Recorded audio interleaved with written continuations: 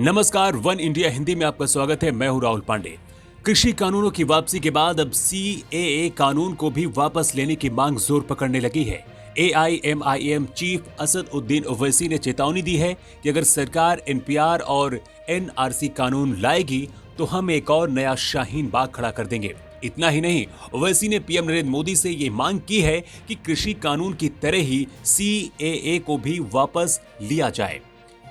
अपना ये बयान देने के बाद असद उद्दीन ओवैसी ने एक ट्वीट भी किया है। ओवैसी ने लिखा है, हाय नरेंद्र मोदी जी, क्या एक्टिंग करते हो आप।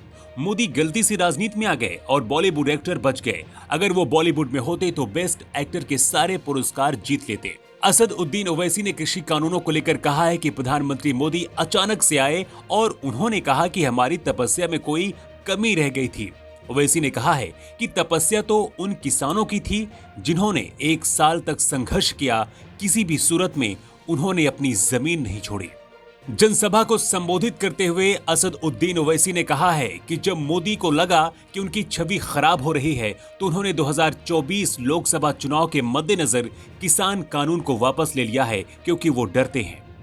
जनसभा को संबोधित करते हुए असद उद्दीन ओवैसी ने कहा है कि सीएए संविधान के खिलाफ है। अगर भाजपा सरकार इस कानून को वापस नहीं लेती है तो हम सड़कों पर उतरेंगे और यहां एक और शाहीन बाग खड़ा कर देंगे।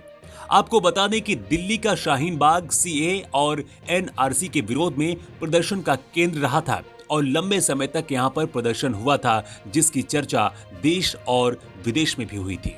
ओवैसी ने कहा है कि सीएए कानून संविधान के खिलाफ है। कृषि कानून की तरह इसे भी प्रधानमंत्री मोदी वापस लें। ओवैसी ने कहा कि भारत में मजहब की बुनियाद पर कानून नहीं बनाया जा सकता। संविधान में मौलिक अधिकार है, उस मौलिक अधिकार के खिलाफ सीएए और एनआरसी कानून बनाया गया है। ओवैसी ने कहा है कि हम मांग करते हैं कि सीएए कानून वापस लिया जाए। अगर सीएए, एनपीआर और एनआरसी का कानून बनाएंगे तो हम दोबारा रोड पर निकलेंगे और यहीं पर शाहीन बाग बनाएंगे, विरोध प्रदर्शन करेंगे और हमारे साथ किसान भी शामिल होंगे। आपको बता दें कि जब से प्रधानमंत्री नरेंद्र मोदी ने तीनों कृषि कानूनों को वापस लेने की घोषणा की है, उसके बाद से लगातार धारा 170 और सीएए एनआरसी को भी वापस लेने की मांग जोर पकड़ने लगी है। इस खबर में इतना ही। ज्यादा अपडेट्स के लिए आप बने रहिए वन इंडिया हिंदी के साथ।